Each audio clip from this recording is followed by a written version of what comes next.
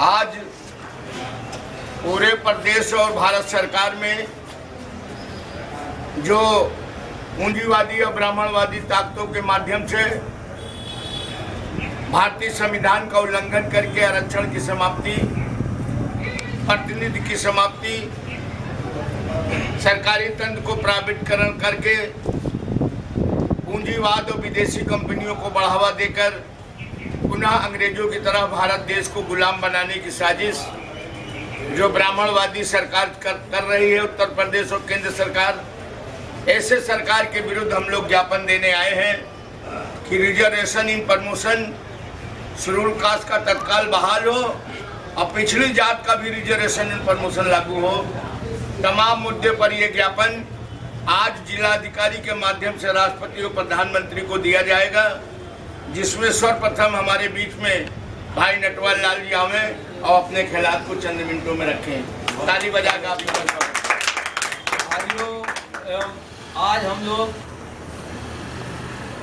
भारत महासंघ एवं डॉक्टर अंबेडकर एकता मंच के तत्वाधान में पूरे भारतवर्ष में आरक्षण में प्रमोशन को पुनः लागू करने एवं इस प्रकार से दलितों के आरक्षण को के कुचक खत्म करने का जो कुचक रचा जा रहा है, हर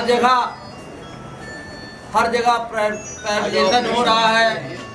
सरकारी संस्थाओं जितने भी अपने संसाधन है सबको प्राइवेट करने का जो कुचक रचा जा रहा है, भारतीय अर्थव्यवस्था में से जिस प्रकार दलितों को नौकरी से बेदखल करने का कार्य प्राइवेटाइजेशन के दर से किया जा रहा है, उसके विरोध में हम लोग पूरे भारतवर्ष में आज भारत महासंघ एवं अम्बेडकर एकता मंच के तत्वाधान में ज्ञापन देने के लिए माननीय जिला अधिकारी महोदय के कार्यालय पे उपस्थित हुए। हम लोग अभी तो ज्ञापन के माध्यम से अपनी बात को माननीय महामहिम राष्ट्रपति महोदय को पहुंचाने का कार्य कर रहे हैं, किंतु अगर यह प्रदेश और देश की गूंगी बहरी सरकार ने हमारी बात को नहीं सुना, संसद में बिल ला के आरक्षण में प्रमोशन को एक कानून नहीं बनाया एवं हमारे वीरांगनाओं के पाठ और पुस्तक में उनको स्थान नहीं दिया गया, इतिहास में उचित स्थान नहीं दिया गया, तो हम लोग संघर्ष करने को मजबूर होंगे। धन्यवाद। साथियों, हमारे बीच में राम अवध सरोज एडवोकेट जी से हम चाहेंगे आवे अपने ख्यालात को रखें।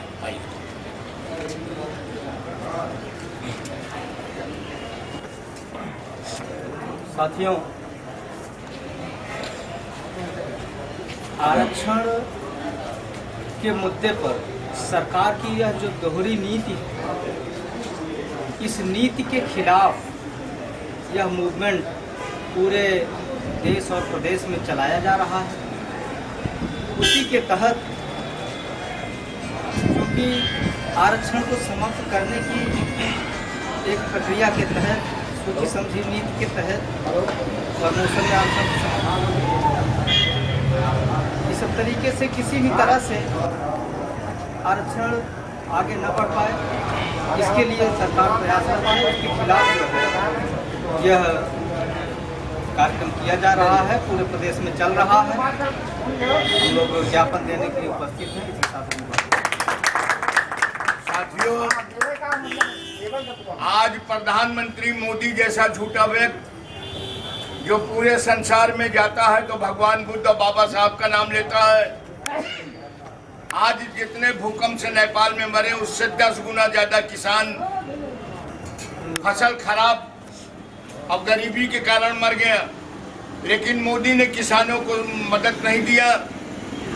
और नेपाल में और अमेरिका में जो भूकंप से लोग मर रहे हैं उनको मदद देने की बात कहने वाले, जय श्री राम के नारा लगाकर राजनीति करने वाले नेपाल और अमेरिका की मदद कर रहे हैं और भारत में किसान भूखा मर रहा।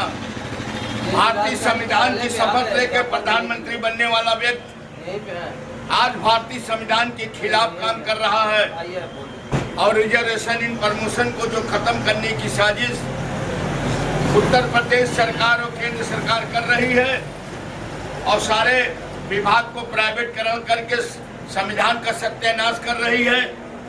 आज अगर नक्सलवाद आतंकवाद का जन्म हो रहा है तो उसके जिम्मेदार उत्तर प्रदेश और केंद्र की सरकार है, उसके जिम्मेदार और कोई नहीं है।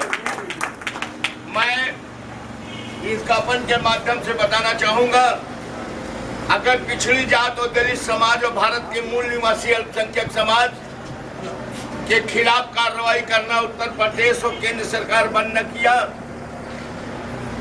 तो पारक महासंघ और डॉक्टर अंबेडकर के सारे संगठन इलाहाबाद में नहीं, उत्तर प्रदेश में नहीं, जन जन में जो है पूंजीवाद और सरकारी और ब्राह्मणवाद का ढकोसला देने का काम कर रहे हैं, इनका पर्दाफाश किया जाएगा और आंदोलन हमारा सड़कों पे आएगा। साथियों, प्रदेश प्रभारी हमारे राम सिंह भाई मौजूद हैं, हम उनसे चाहेंगे अपनी बात को रखें, फिर हम लोग चल के ACM 2 को अपना ज्ञापन देंगे और ज्ञापन राम आश्रय पटेल भाई मौजूद हैं, उनके माध्यम से ज्ञापन दिया जाएगा।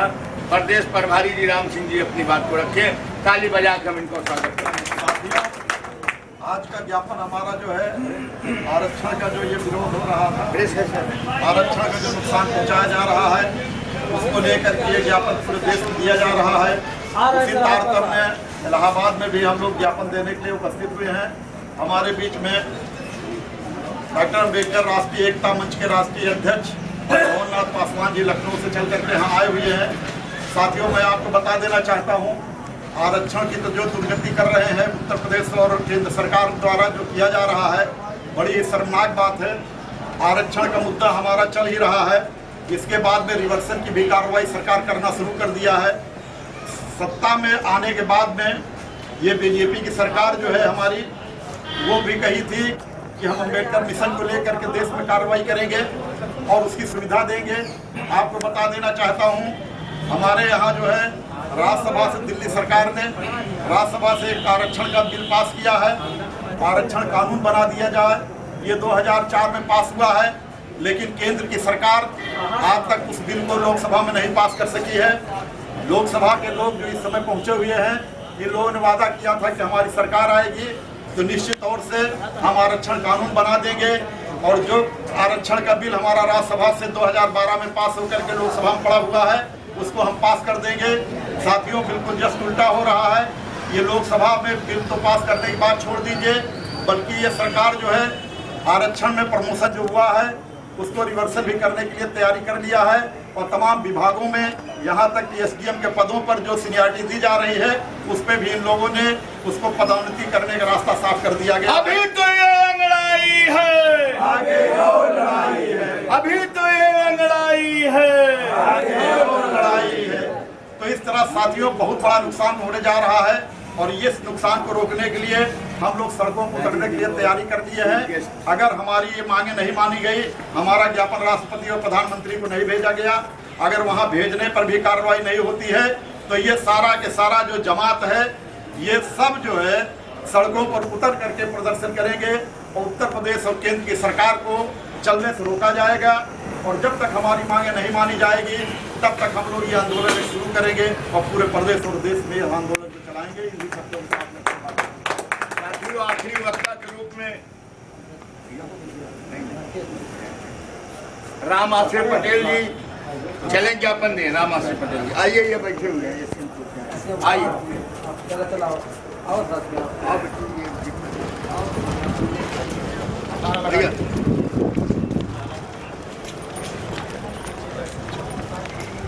अभी तो अंगड़ाई है, बोली भैया, जो सरकार निकम्मी है बस सरकार बदलनी है, जो सरकार निकम्मी है बस सरकार बदलनी है। डॉक्टर अंबेडकर अमर रहे, अमर रहे, अमर रहे, डॉक्टर अंबेडकर अमर रहे। आइए, डॉक्टर अंबेडकर अमर रहे। जो सरकार निकम्मी है बस सरकार बदलनी है।